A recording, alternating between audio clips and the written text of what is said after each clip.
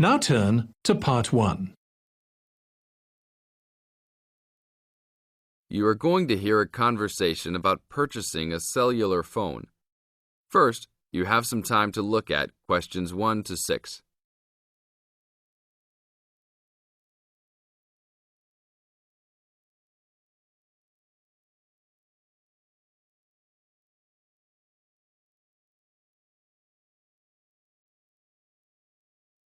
Before we start the test, look at the example of your question booklet and listen to the tape. Excuse me, can you give me some information about purchasing a cellular phone? Of course, my pleasure. We carry all sorts of phones, from the most basic phones to very sophisticated web-enabled phones. I will do my best to help you find a phone that suits your needs. In the tape, the man says he will purchase a cellular phone. Therefore, A is the correct answer. Now we will play the whole recording. Now listen to the tape and answer questions 1 to 6. Excuse me, can you give me some information about purchasing a cellular phone? Of course, my pleasure. We carry all sorts of phones, from the most basic phones to very sophisticated web-enabled phones. I will do my best to help you find a phone that suits your needs. Thanks. I'm looking for 2 cellular phones, one for me and one for my son. I think I won't need anything too sophisticated, just your basic phone functions. But maybe my son will like something with more functions. Sure, well, let's take a look. So you have no preferences at all? What about the size or colour? How about the brand? Well, I don't really care what brand the cell phone is, but I guess I don't want anything that's too big or too small. I want a phone that can fit nicely in my hand and in my pocket. If it's too big, it might be too heavy, and if it's too small, I might lose it. Colour, I don't really care about either. Well, I don't want a pink phone. Ah, OK. So let's look for something suitable for a working person. How about this one? This one is the R55. It is black, not too big, not too small, all the usual functions. The best feature of the R55 is that it can be used worldwide, even in Europe or Asia. It looks good. How much does it cost? It is only $100. If you sign up for a calling plan, then we will give you a $50 discount on the phone. How old is this model, though? I don't want anything that's too old. This model was introduced into the market about 3 years ago, so it is a bit older, but be assured it will still work fine. Well, I think I still want something not as old. How about from last year? Any good phones from around that time? Yes, there are some. How about this one? It's the new model of the phone you just looked at, called the W55. Most of the features are the same. There are some new features on the W55 though. The battery will last up to 2 days longer, and the overall weight of the phone is lighter. How much is this one? This is selling for $150. If you purchase it along with a phone plan, then it will be only $100. Okay, I think I'll take this one. Now, I need to pick up a phone for my son. I think he'll want something more trendy, so how about a new model for him? Nothing too extravagant or expensive, though. This right here is the newest offering from the leading company in the cellular phone business. The phone is called the Rocket. It is well suited for teenage users. Among the teen-friendly features are 10 songs to choose from, a free messaging system that allows friends to send text to each other, and voice recognition dialing. The thing most younger users like about the Rocket is that it has a screen that changes colours. All this for only $100 with a purchase of a 1-year phone plan. Sounds like something my son will like. Can I sign us both up at once? Yes, of course. Both of you can share one plan. You will pay only $50 a month for both of you to share a plan. That's it? Only $50 a month? Yes, that's all. Now look at questions 7 to 10.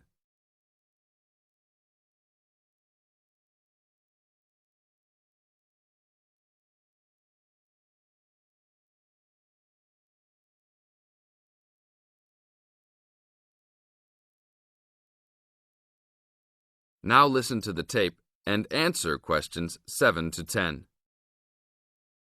OK, I will need your information. Name and address, please. Richard Derek Jones. What's your profession? I'm an engineer. Address, please. 322 First Street, San Francisco, California. And phone number, please. 621-360-7601. Oh, sorry, that's the wrong number. 621-360-7610. How many phones do you want activated onto your plan? 2 for now. Thank you very much. Your phones will be ready in a minute. That is the end of part 1. You now have 30 seconds to check your answers.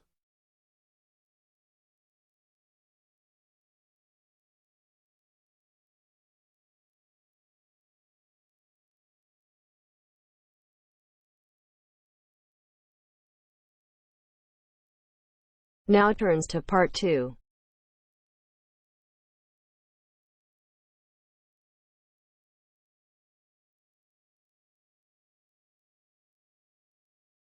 You are going to hear an interviewer who is interviewing Alan. He made a great discovery of Mungo National Park. First, look at questions 11 to 15.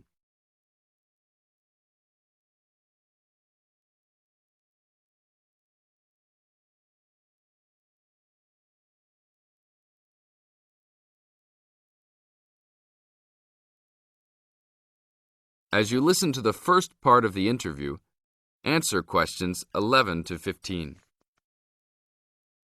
An event occurred in 1996 over a period of 3 days that attracted considerable attention at the time and led to a new find in Mungo National Park, which is the focal point of the Willandra Lakes World Heritage Area in New South Wales, Australia.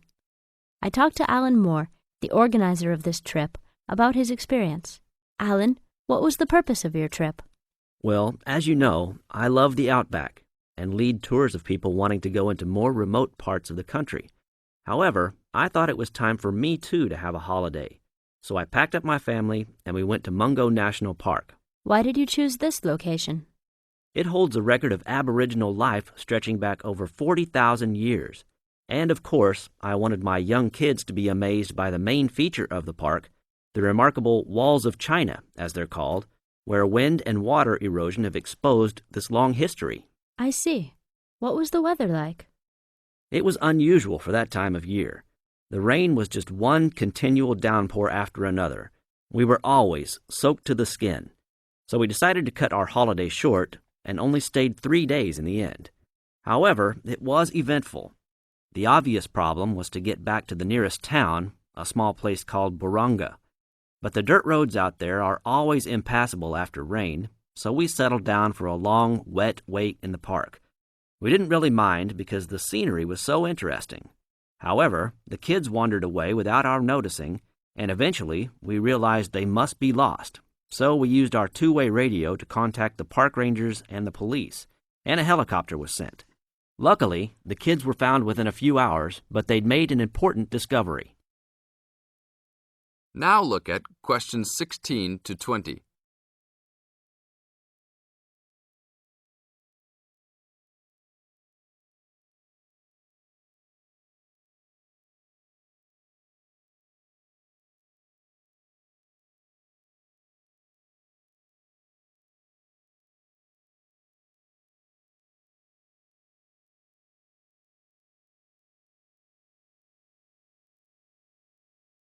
As the talk continues, answer questions 16 to 20. So, the trip was also eventful for another reason, wasn't it? Yes. They led us to some ancient Aboriginal art. The kids had taken shelter in a very small, low cave that was difficult to see from the outside. We were lucky to have another family camping in our location. When they heard us calling the kids, they immediately helped us search for them, and as the hours went by, they also provided us with much-needed support and encouragement. We really appreciated their help, and as we were already soaked through after looking for the kids for a couple of hours, they even made sure we had enough dry clothes to wear. The park ranger managed to get through to us to lead the search, and when the helicopter pilot notified us by two-way radio that he'd seen the children but was unable to land nearby, we were able to eventually find them very excited about what was in their little cave. And what did you think of their cave? Well, after squeezing in, I must say I was impressed and managed to take a few photos of it before we left. There were many faint markings and dots on the wall. It was difficult to tell what they represented because they were so small, but people from the museum who have since visited there said the markings were similar to some other findings in the area, and later confirmed they were very old. Although it's now a protected site, the children like to call it their cave and are allowed to visit it when a ranger can go with them. Thank you, Alan. If you go to Mungo National Park, you can see the entrance to the cave and some of Alan's photos at the ranger's station. Alan continues to lead tour groups in the outback, and if you want further information... That is the end of part 2. Now you have half a minute to check your answers.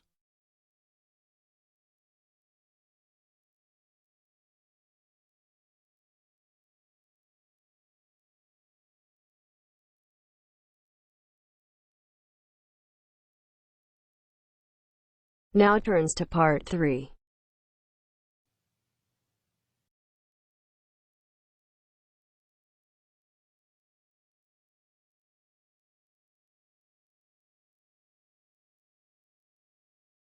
You will hear a female and a male student talking about the mock exams that they have just taken. First, you have some time to look at questions 21 to 25.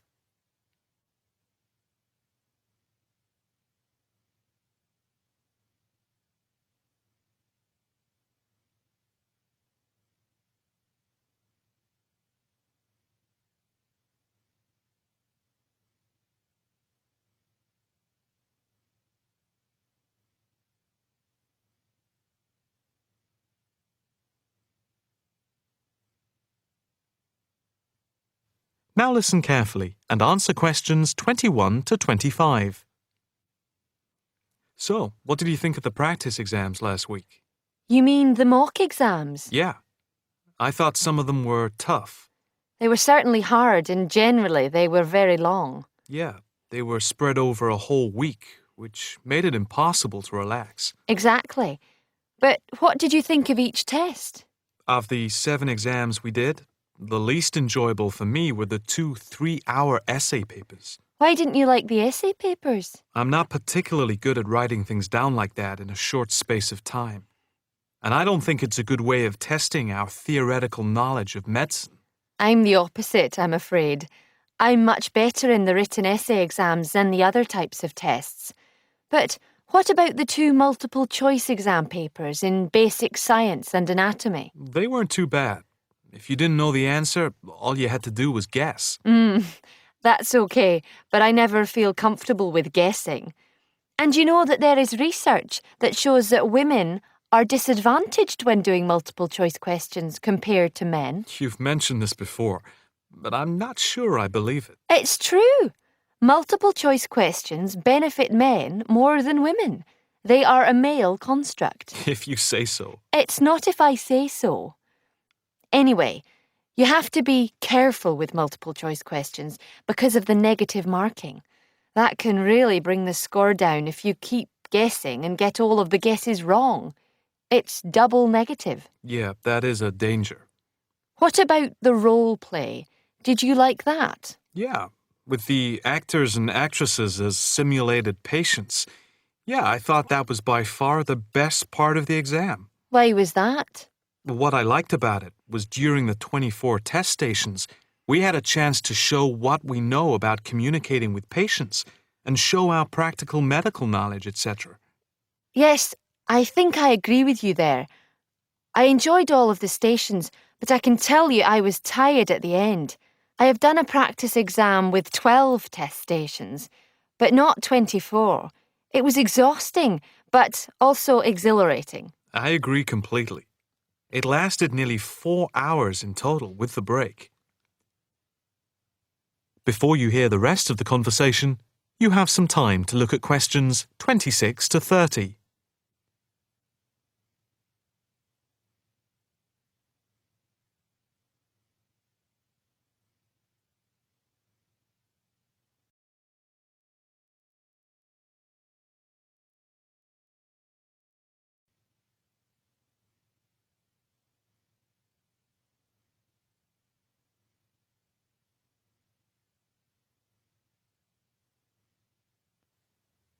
Now listen carefully and answer questions 26 to 30.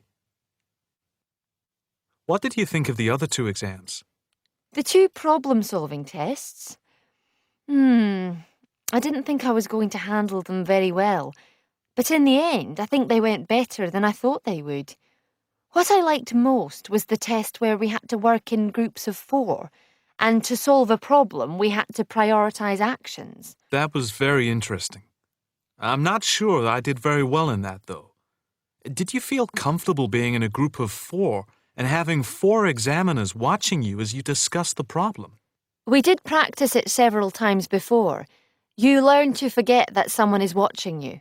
But some people are better at speaking in group situations like that, and they get the best marks. The test doesn't just assess whether people can talk a lot. It's about showing you can listen, organise your thoughts, and then show you can be part of a team, allowing other people to speak. Well, we'll have to see how it goes. When do the results of the mocks come out? They said next week, and then it's the finals 2 weeks later. Yeah, we've got that to look forward to. What is the policy on resits? Why? Are you planning to fail? No, but, well, you know what I mean. The resits are held in September, and if there is any problem after that, it goes to appeal. We'll just have to make sure we don't fail any part of the whole examination. I certainly wouldn't want to do any of it again. Me neither. It's hard when you are not allowed to fail any of the exams. I bet they don't have that policy in any other subject. Probably not. That is the end of part 3. You now have half a minute to check your answers.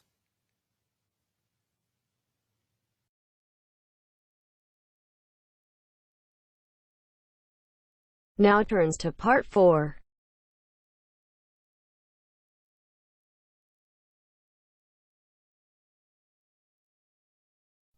You will hear part of a lecture on cities of the future.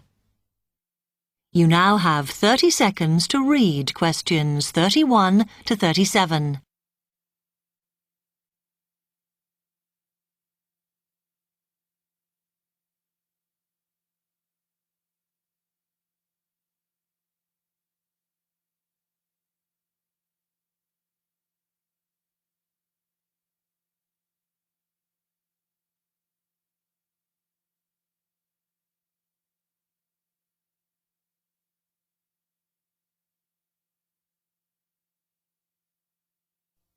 OK, we've been looking at how societies will develop in the future and at the increase in the size of cities. So I want to talk to you today about the key considerations in these cities of the future. There are 3 key elements I want to look at, and these are the new features they will have, issues of size, and the main problems to be considered. First of all, individual transportation will be a big factor in these new megacities as public transport becomes unmanageable. There'll be a huge rise in the use of segways, which are personal transporters like motorized scooters. As a result, and partly also to reduce pollution, roads will be altered so that they are narrower and will take up less of a city's space than they do currently. Naturally, this is a major change to the infrastructure, and something that may hinder it is the huge amount of investment it will require. The next thing is, what is going to happen to the commercial areas? We do not want these to become even larger concrete jungles than they are at present, so we have to look at design. And current designs for city development include building gardens on the roofs of these buildings to make a more pleasant environment for workers. And you may think that these areas will expand to cope with increased commercial activity. In fact, the prediction is that they will cover 1/5 of the area that they do at present as we build upwards. The exception to this is shopping centres, which we predict will expand with more and more temperature-controlled malls. What may cause difficulties is that the superstores will be confined to the outer edges of the city, as they will be too big to fit into the new malls. Then, of course, there are the residential areas. and these will undergo their own changes. One particular development will be houses which are built from glass, as innovations in this material allow it to provide light without causing problems with temperature inside a building. The residential areas will not be allowed to expand without limit, as happens in some areas at present, and their size will be restricted to a population of 15,000. One issue, which has yet to be resolved, and I'm not sure it ever will be, is how we manage to house older residents. They will be increasing in numbers as time goes on. Finally, how will these cities live? We know we have limited energy sources, so what will we do? Well, something currently in development, which will be a feature, is that waste is going to become an energy source. For example, to provide gas in homes. Also, as new technology and systems are developed, we will find that energy plants will become smaller.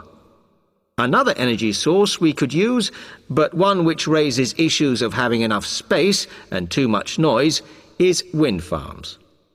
Because of the problems, I'm not convinced these will be the grand solution to our energy problems that we thought they were going to be. You now have 15 seconds to read questions 38 to 40.